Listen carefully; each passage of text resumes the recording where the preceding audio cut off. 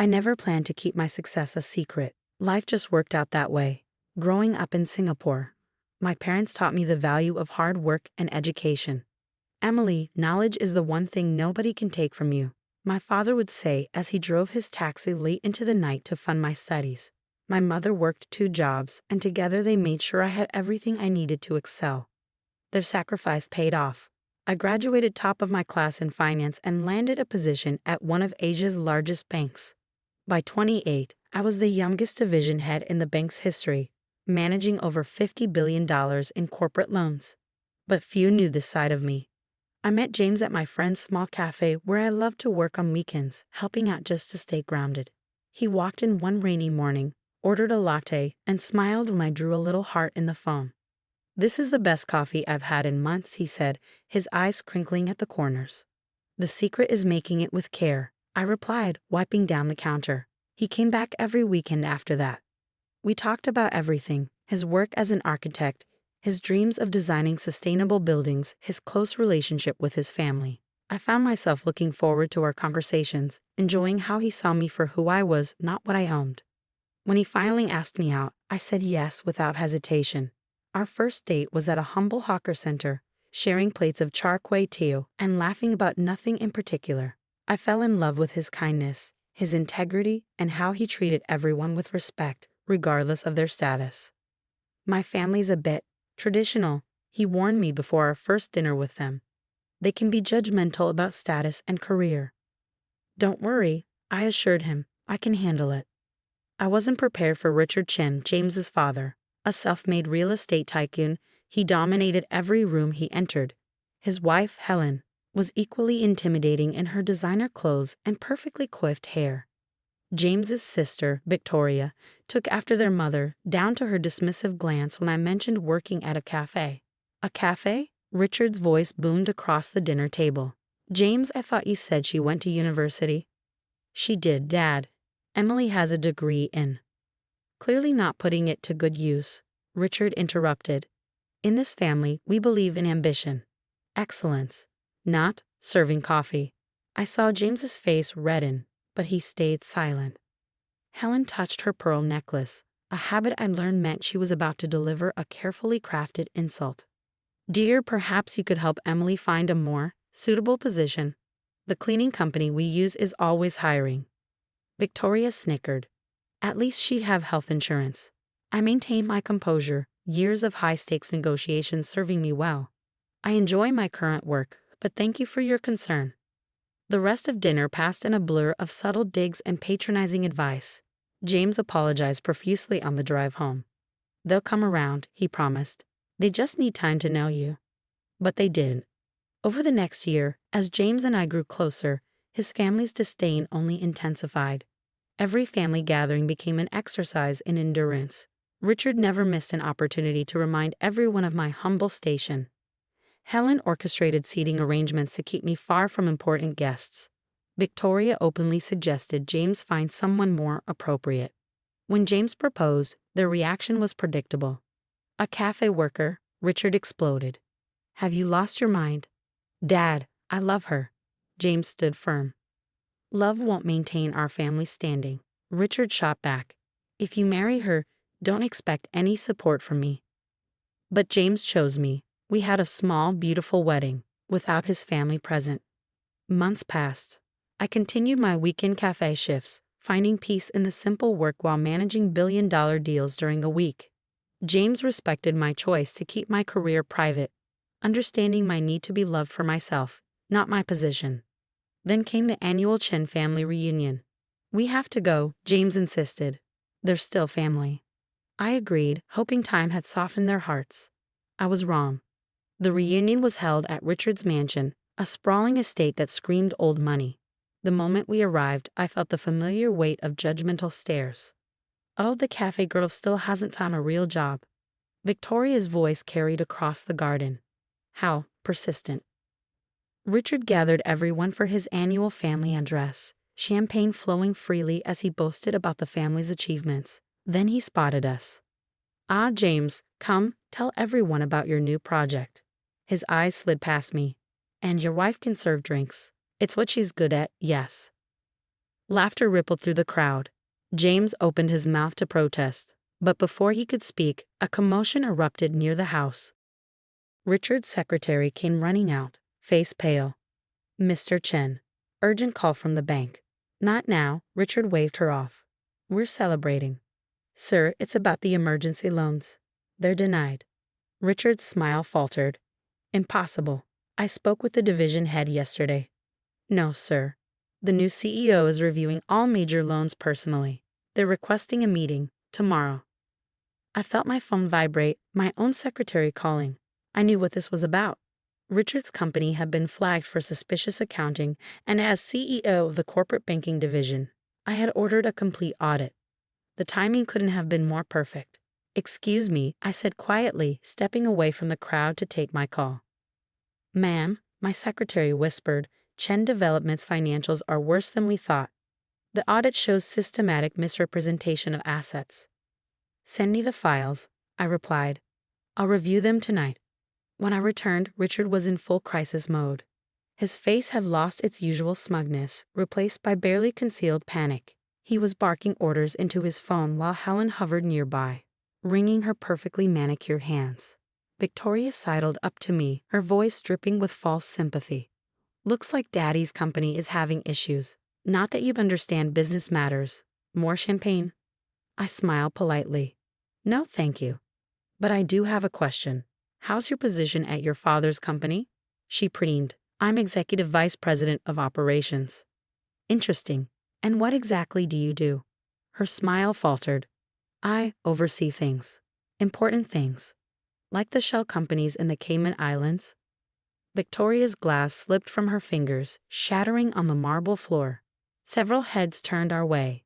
"I don't know what you're talking about," she hissed. "The ones hiding your father's debt? Or perhaps the inflated property valuations?" Before she could respond, Richard's voice boomed across the garden. "Everyone, party's over. Family emergency." As guests began to leave, Richard pulled James aside. "Son, I need your help. The bank, they're being unreasonable. Your architecture firm has good relationships with other banks, yes." James looked uncomfortable. "Dad, we're just a small firm. We don't handle those kinds of loans." "Useless," Richard exploded. "Just like your choice in wife. If I lose this company, it's on your head for bringing bad luck into this family." That was enough. I stepped forward, my phone in hand. "Mr. Chen, I believe we have a meeting tomorrow at 9 a.m. He barely glanced at me. "This doesn't concern you, coffee girl." "Actually, it does." I opened my banking app, displaying my executive profile. "I'm the CEO you'll be meeting." The silence that followed was deafening. Richard's face cycled through confusion, disbelief, and horror. Helen's pearl necklace clattered to the ground. Victoria looked like she might faint. "That's impossible," Richard stammered. "Emily Chen, CEO of Corporate Banking Division, Singapore United Bank," I stated calmly. "Your loan applications crossed my desk last week. The irregularities were concerning." James stared at me, mouth agape. "Emily? All this time?" "I wanted to be loved for who I am, not what I own," I explained softly. "You gave me that gift. Your family, not so much." Richard suddenly straightened, his businessman instincts kicking in. "Well, this is wonderful news.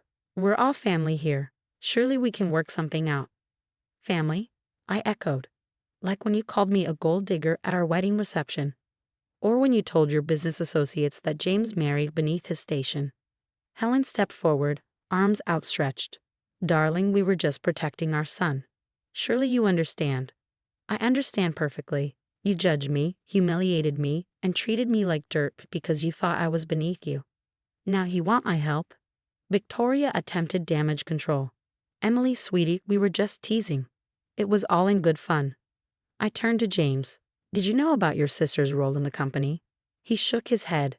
"She said she was handling operations. She's been helping your father hide debt and inflate assets. The audit shows years of financial manipulation." Richard's face turned purple. "Now see here. You can't just." "I can and I will," I interrupted. "Tomorrow's meeting isn't about loans. It's about fraud investigation." The color drained from his face. "You wouldn't dare. We're family." "Family?" I laughed softly. Let me share some wisdom from my father, the taxi driver you mocked at my wedding. He taught me that true family supports you, believes in you, and loves you regardless of your status. You've done none of those things. I took James's hand. The authorities will be contacting you tomorrow. I suggest you get your lawyers ready. As we turned to leave, Helen called out desperately, "Wait, what about Victoria? She was just following orders." I paused at the door. Actions have consequences, Helen. Victoria chose to participate in fraud. She'll face the same investigation as everyone else. The drive home was silent. Finally, James spoke. "Why didn't you tell me? Would you have treated me differently if you knew?" He thought for a moment. "No, I fell in love with you, not your job.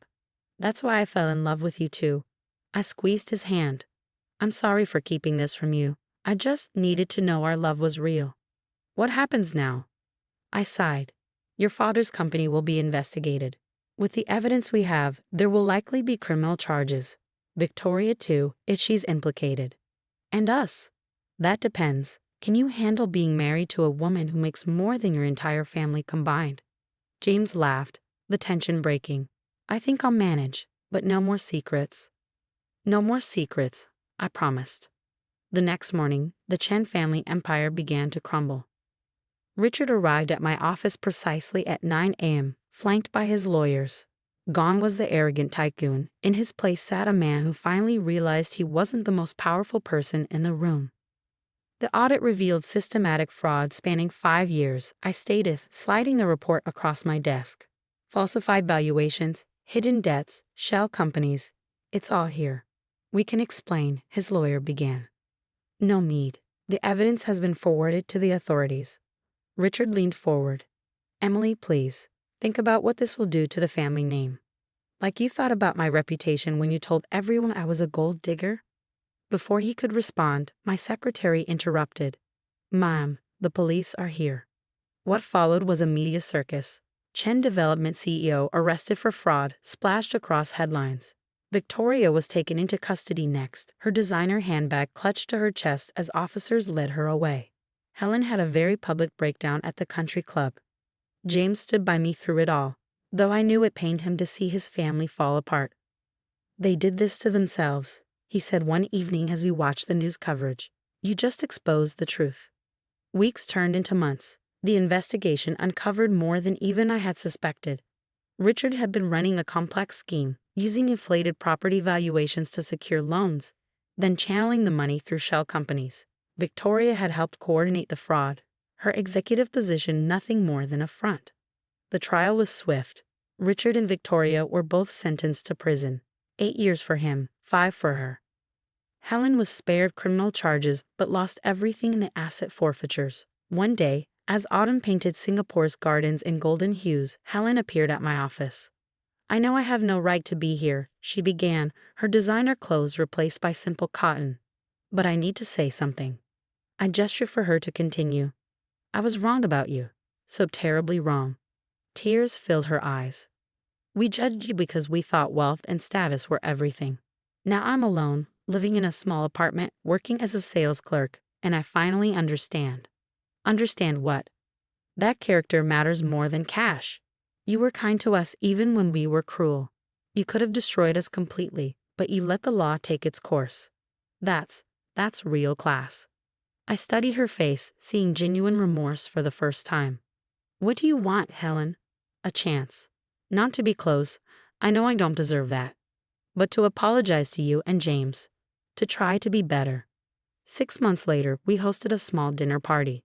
Helen came bringing homemade dumplings, a skill she'd learned in her new life. She was different now, humbler, more genuine. James was healing too, visiting his father and sister in prison, working through years of family dysfunction. As for me, I kept my weekend shifts at the cafe. Not because I needed to hide anymore, but because I loved the simplicity of making someone's day better with a perfect cup of coffee. One morning, a young woman came in, looking defeated.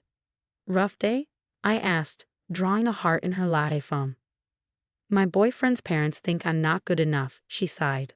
"Wrong background, wrong job." I smiled, remembering where my own journey began. "Let me tell you a story about family, pride, and what really matters in the end." Life has a way of teaching us its most important lessons. Sometimes it takes losing everything to understand what truly matters. Richard and Victoria learned this in prison. Helen learned it through humility. And I learned that being true to yourself is worth more than all the wealth in the world. James and I are expecting our first child now.